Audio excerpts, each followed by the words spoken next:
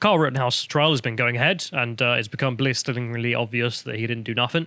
Like, literally, the guy... Well, I saw him do a couple of things. Yeah, he did. I mean, when I saw him do those things, I was like, wow, those are, that's, I mean... legal activities. Yeah, somebody went to hit him with a skateboard. It's always a bad idea to try and hit somebody with a skateboard when they've got, like, an AR-15. Yeah. And the other guy was an angry paedophile.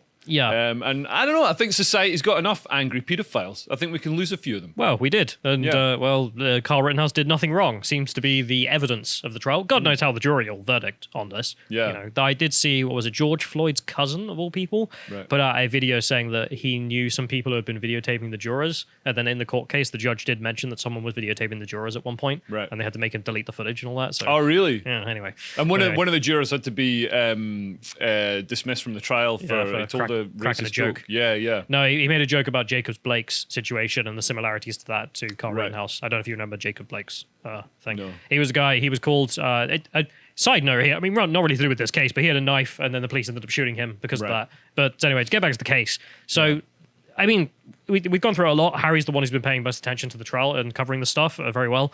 And it's kind of a joke at this point. But it got even more ridiculous. So Kyle decided to go on the stand and waive his Fifth Amendment rights and be questioned by the prosecution. And the prosecution firstly decided to try and claim that he did this because he plays Call of Duty. Oh, and he came back with an amazing response. So let's play this and enjoy this clip. In video games that resemble all guns. Isn't it true when you would hang out with Dominic Black, you'd play Call of Duty and other first-person shooter video games? Sometimes. And those are games in which you use weapons like AR-15s to pretty much shoot anybody who comes at you, correct? It's a video game where two players are playing together. I don't really understand the meaning of your question, to be honest. Isn't one of the things people do in these video games try and kill everyone else with your guns?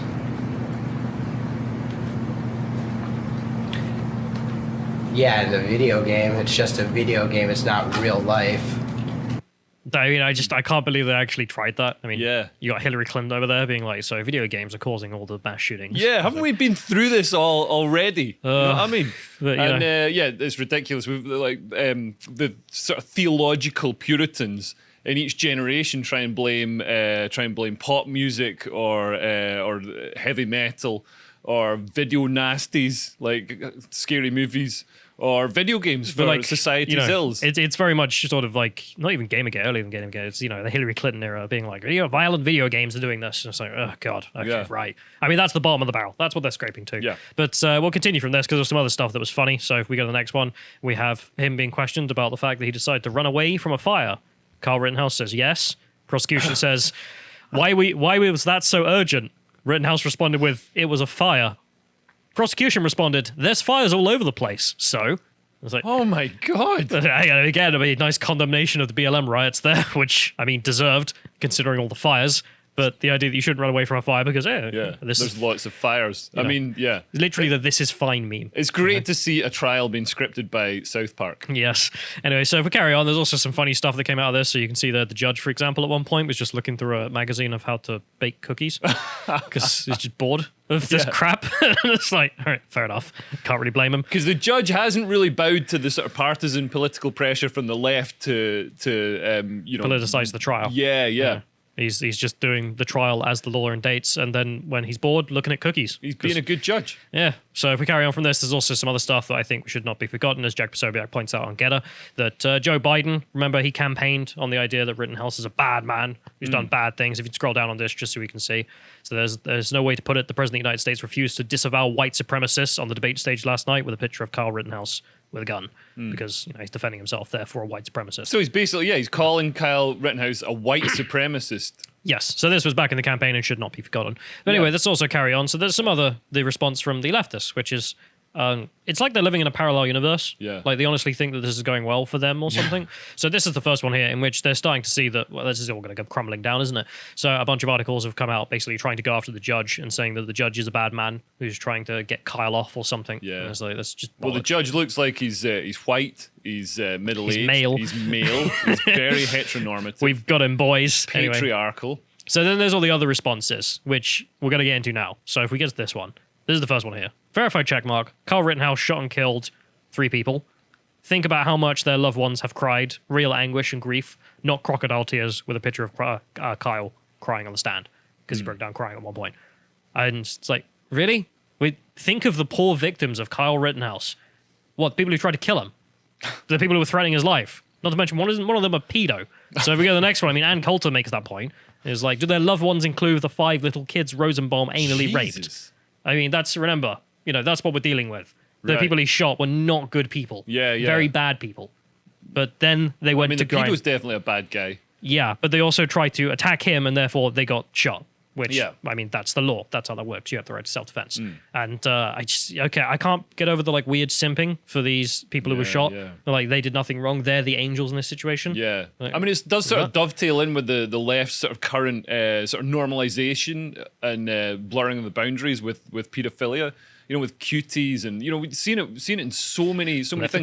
The left-pedos. Sex, what's it called? Sex Unzipped on Netflix. That sort of comedy sex. They did a sex show with talking about sex, but with puppets. So children are watching it because it's got puppets in it, and they think it's a kids show. Yeah. I did not want to hear that anyway, so let's carry on. So let's go to some of the other stuff, leftist responses. So this is one here. So this is an account on Facebook with 6.5 million followers, the other 98%, as they call themselves. They say in here, in response to what's happened in the trial, I mean, everyone's seen the whole thing. It's live streamed. The judge in the Kyle Rittenhouse case is determined to have Rittenhouse acquitted for murdering 2 innocent people. Just 2 innocent people. Just people who were just hanging about, just smoking or something. This will be nothing left than a signal to every white supremacist in the United States, there are millions, that they have a license to kill anyone they want without consequences. I mean, there's been no consequence for Kyle Rittenhouse. But he went to trial, and we played the footage, and they were attacking him, so he shot them. I mean, they threatened his life. I mean, one of the guys admitted he pulled the gun and pointed it at Kyle, and then Kyle shot him. I mean, I think if you're coming from a position where you think there are millions of white supremacists in the United States, you're automatically coming from it. It's this assumption of bad faith in humanity. If you want to defend your private property or your life, you're a white supremacist because you're white. Anyway, so they continue in here with just ranting nonsense. They say, however, we need to be honest about Rittenhouse's pathetic acting skills. Here he is giving testimony, quote, crying for the first time and pretending that he is so distraught that he can barely breathe. But give a closer look. Rittenhouse isn't distraught. He's actually checking on whether the jury is buying it. Maybe this performance gets him off scot-free with the pre-selected nearly all-white jury and the kangaroo court. Jesus Christ. This reminds me of when conspiracy theorists say that there are what do they call them? The crisis actors. Yeah, they're literally calling him a crisis actor. For the cry. Which, I mean, it is a court case. These things do take place. I'm not going to... I mean, there's always a suspicion, but, all of the footage shows that he's been truthful and acted well in all of this. Therefore, his actions here, there's no reason to doubt him, but whatever. It is a court case. But they say there's a kangaroo court judge serving as a defense attorney. Yeah, again, just the judge is to blame for us not having any truth on our side. But this isn't an Oscar performance. It's a pathetic effort to portray this cold-blooded racist killer as an innocent victim. And what ethnicity were the people that he shot? White. Yeah, so why is that racist? Because they're fighting for black nationalism, therefore... they're the white knights swooping in. Yes, literal white knighting. To save black people by burning down black-owned businesses. So anti-racist of you. Anyway, so let's go to the next one here. So we have Occupy Democrats, who are also just insane. So you can see this one here. Why is she not behind bars? And then some spiel about how Kyle Rittenhouse's mother is to blame because she drove him. Therefore... She's guilty of murder? She put her child in a vehicle and drove him across state lines. I mean, a whole 30 minutes away. Did you hear that? Across state lines. Across an imaginary line in the ground that, I thought the left were always like, borders shouldn't exist. But minor child in a vehicle and drove him across state. I love how they're saying this as if, no mother has ever driven their child anywhere. No, also that's a crime. And also, he went across state lines, don't you know? State lines, damn it. And it's like, Jesus Christ. Anna Kasparian tearing up. Anyway, so if we carry on, there's just some other stuff I wanted to mention. I mean, she does sound like a pretty cool... I mean, my mum wouldn't let me go to a riot with an AR-15. I can see that right now. Pretty based.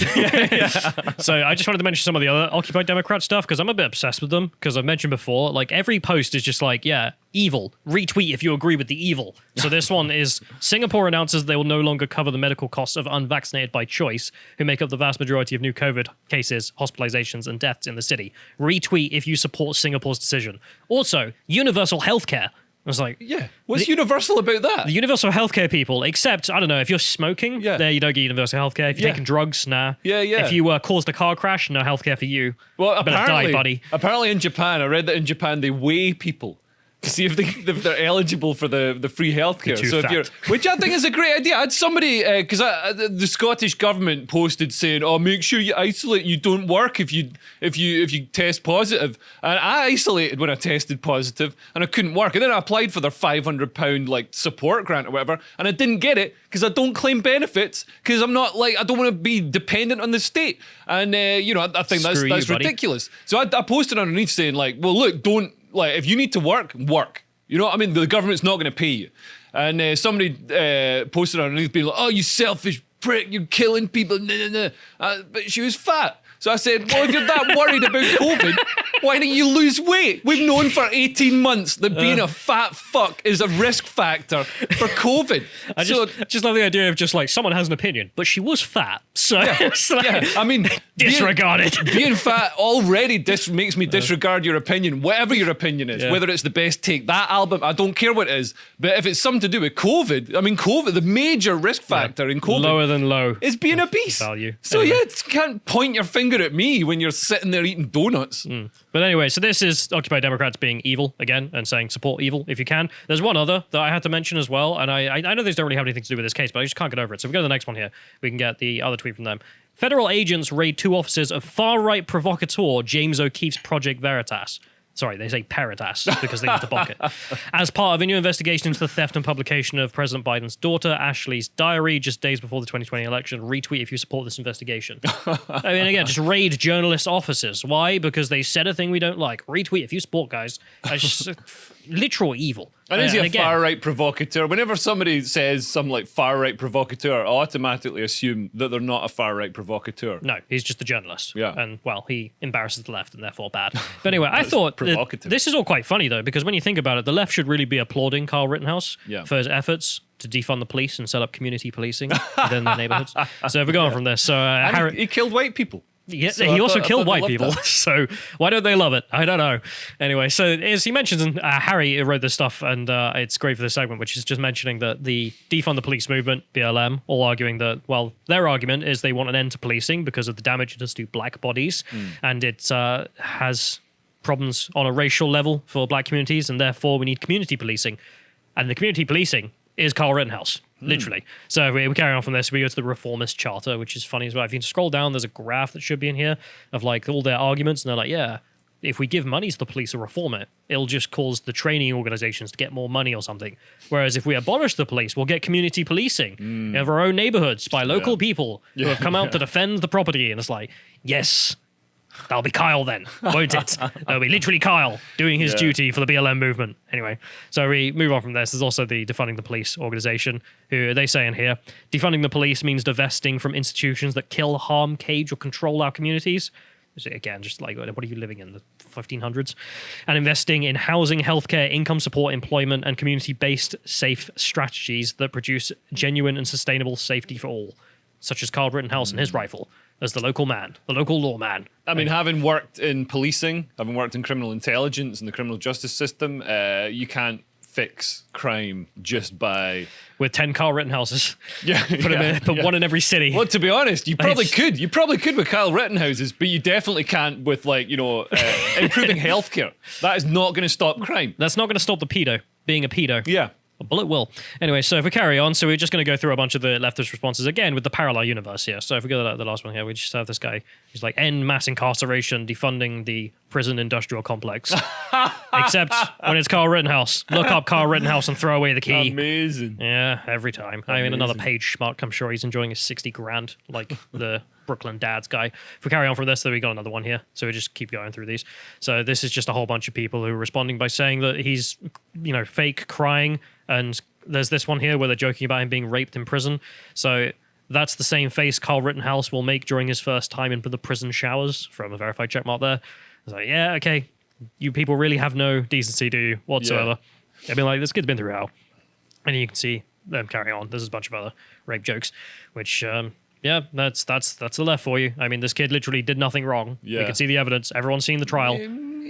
Nah, literally. He shot some people. Yes, in self-defense.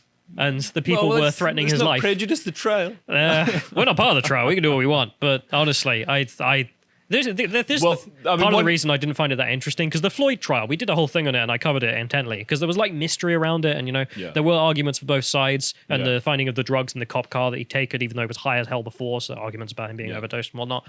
And there was like, maybe this, maybe that. And with this one, I find it boring because it's so clear cut. It's like, so they threatened his life with a gun and he shot them. It's like, although, I mean, walking into a dangerous situation with a gun, that you're putting yourself in a position where there's things are likely to happen. Yeah, and also there's testimony. I mean, it's mostly in his favor. But somebody testified, another sort of vigilante or community policeman or whatever you want to call community them. policing. Community policeman. It's what BLM would call it. Testified that so he had an interaction with the pedo guy, the first guy who got shot earlier, and so they've got a show shove, whatever it is, the escalation, shout then shoot, or whatever. It's not in that order, but shoot's always last. And he said, the pedo guy was kind of agitated and stuff, and but was easily dealt with and contained. Whereas Kyle Rittenhouse, I mean, the guy's 15. So he's not going to know how to. This guy's an ex-Marine. So Kyle Rittenhouse, I don't know. I just don't think a 15-year-old should be going in. Call me crazy. I don't think a 15-year-old should be going into a situation like that with an AR-15. I mean, I don't even think adults should be going into situations like that. Maybe, with an AR-15. but that's not what he's in trial for. He's on trial for the shooting. I mean, the actual specific incidents. I've watched the footage and it does look like self-defense. Yeah, if it was you would shoot and you'd be right in shooting. Because you're under attack and the guy's pulling a pistol on you. Although the first one we're not entirely clear on because there's not adequate footage of it. But I think they released the HD footage recently, right. But let's not let's not rehash the whole trial again. They've got heat map, infrared footage and stuff as well. It's put it in inverted. Anyway, so let's carry on with some of the leftist responses to this. So we have another one here. LeBron James, verified check mark, of course, and he decided to go with, what tears? I didn't see one. Man, knock it off. That boy ate some lemon heads before walking into the court. So the footage of him crying. And again, just no care whatsoever. This guy is just basically lying. It's like, you mean like the video footage or the witness statements or all the rest of it, but whatever. Okay. So if we carry on from this, there's more because there's loads of these. So you have this one. Kyle Rittenhouse had his mummy drive him across state lines. State lines, damn it. God. And they bring it up every time, and it's just like, it's such a red herring. Who cares? That's like me saying, you went from Dorset to Cornwall, B word, anyway.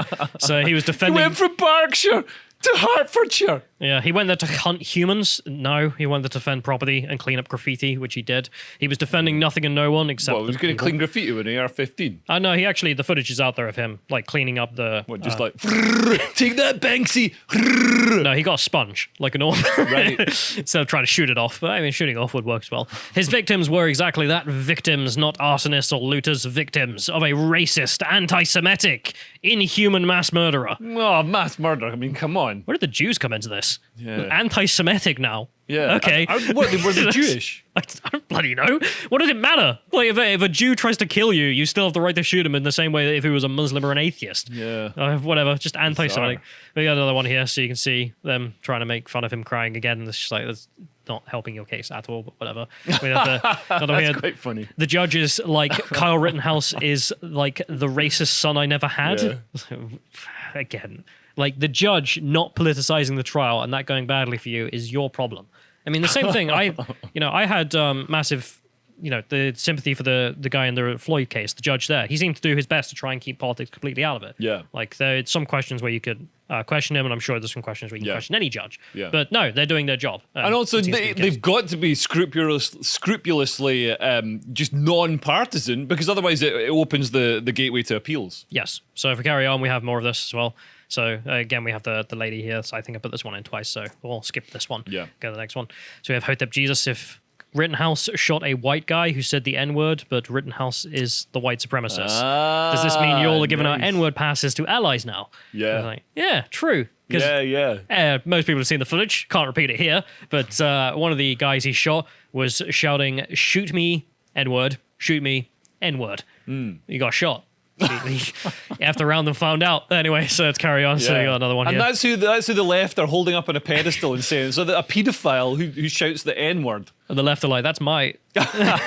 Anyway, so Stephen Crowder making the point. If you accuse Rittenhouse of faking tears from being forced to relive the trauma of having to shoot violent armed child rapists and arsonists, but claim PTSD from being called the wrong pronouns, you may be an a-hole.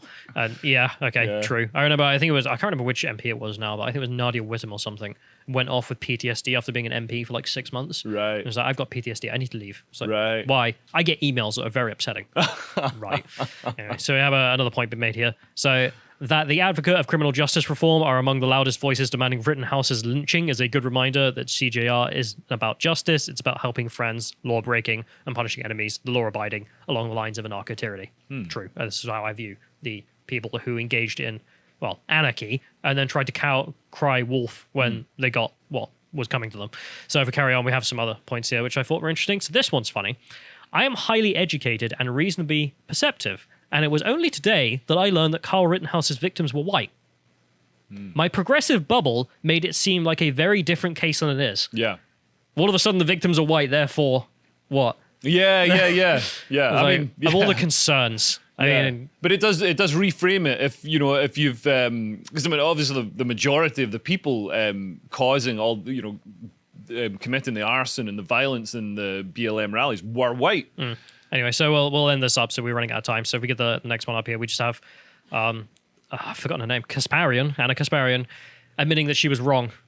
So I don't know if you're familiar with Anna Kasparian, but she spent the last months covering the Rittenhouse thing, and every minute of every day she's like, state lines, he crossed the state lines now. Right, yeah. And finally admitting that, no, the video footage shows that he was in the right. And then the last one here being the funniest, I think, which is Tucker Carlson. Let's just snap back to reality here from the leftist parallel universe. Tucker Carlson decided to go with, oh, man. Mr. Roman Ball died as he lived, trying to touch an unwilling minor. That's amazing. That's a brilliant line.